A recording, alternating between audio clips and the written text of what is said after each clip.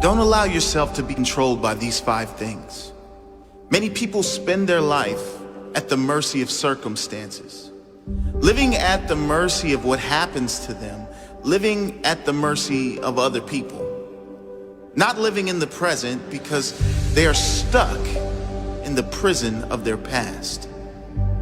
If you want to live a great life, don't allow yourself to be controlled by any of these things. Number 1, your past. Number 2, other people's opinions and judgments. Number 3, limited beliefs you project on yourself.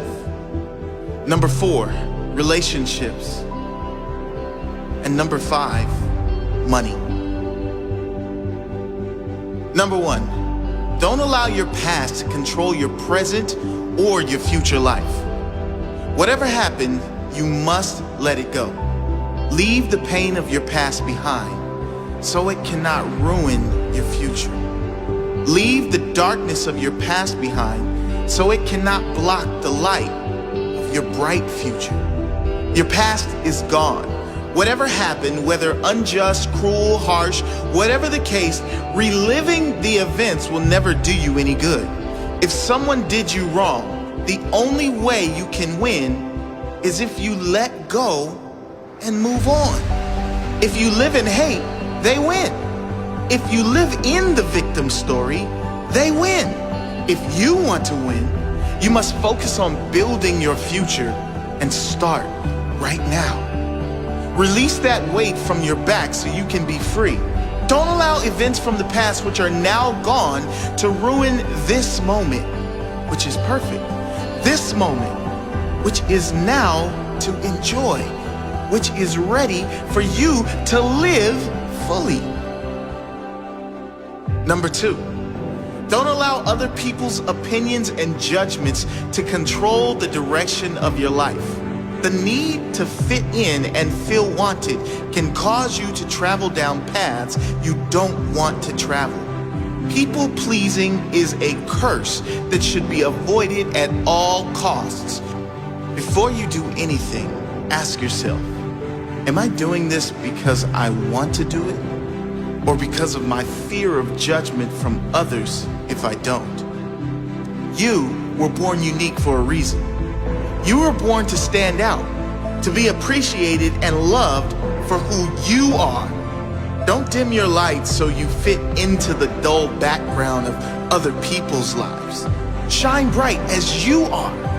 Those who really care for you will see that light and shine with you.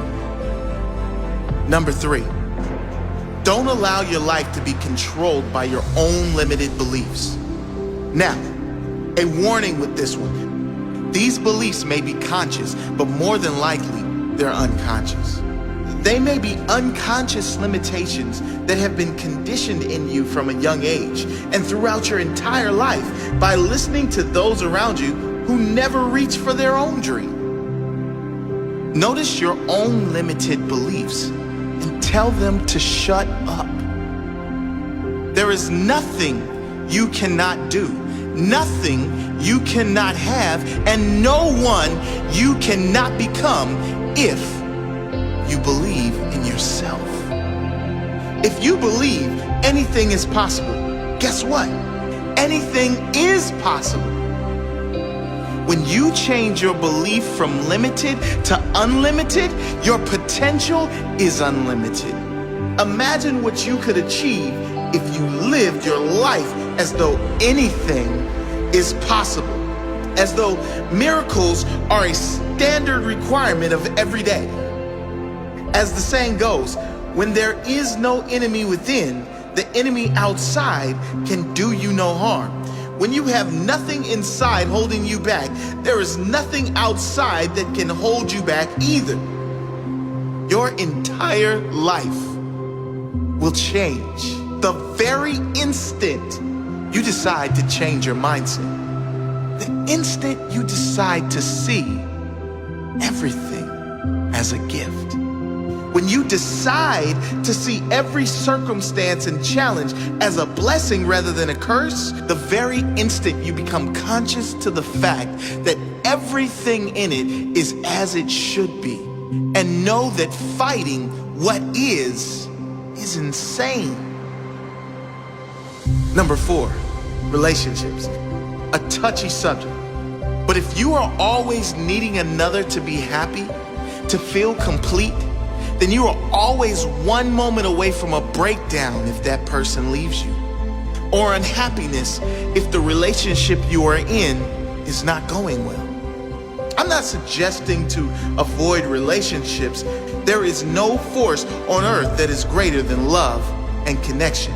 I am talking about those who can't live if they aren't in a relationship.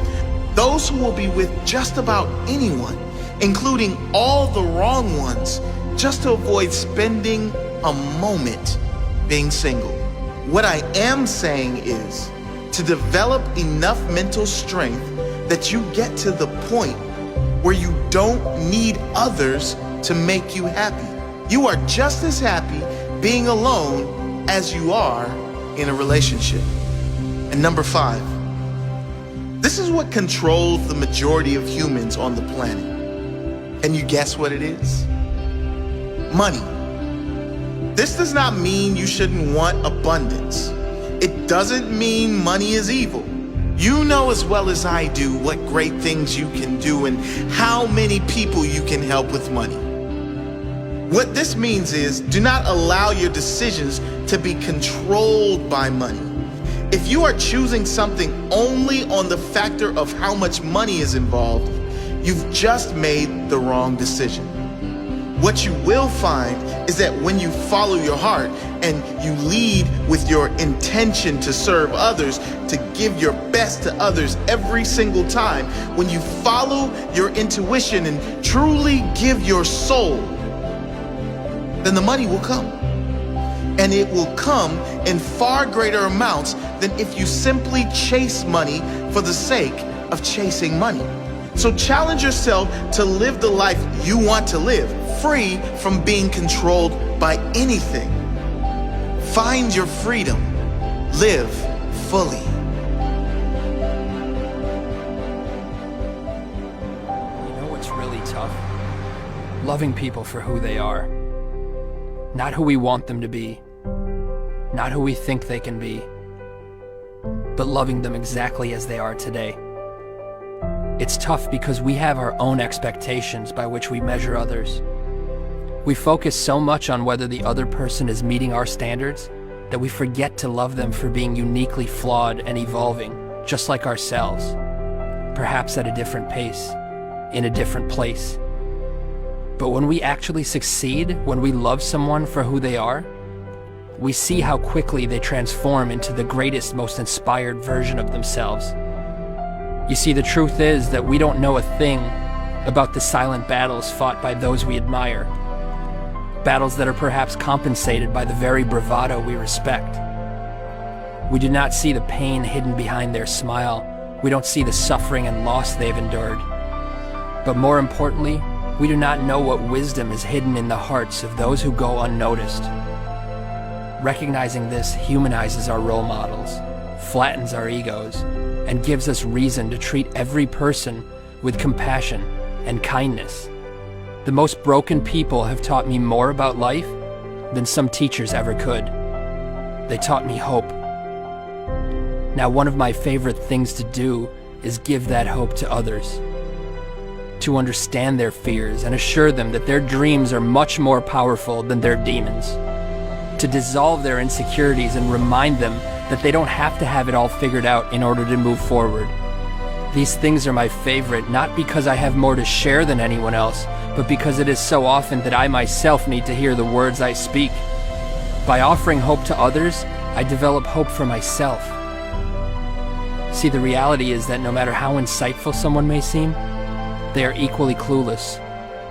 Enlightenment begins here, with the sobering reminder that there are no masters in life, only helpers. So be a helper, inspire someone, empower their soul. Awakening to this journey is the treasure. It is the only treasure. Because cemeteries are not just where we bury those who have passed, but also where we entomb the treasures of our future. Think for a moment of all the untapped wisdom and love. Think of all the books that will never be written, hugs that will never be given, and dreams that will never come to light. In this light, the cemetery is the most valuable place on earth, for it is here where our regrets come to rest. Think of this when that voice in your head says you're not good enough or convinces you to start tomorrow instead of today. Think of this when you're holding a grudge. Think of how fortunate you are to have another day to share your gifts with the world. If for no other reason, think of this, be humbled by this, before you do the things you wish. I assure you, if you think as often as you should, you'll never postpone another day. So think, and spend every ounce of your life in the passionate pursuit of that which moves your soul. Let your treasure be known.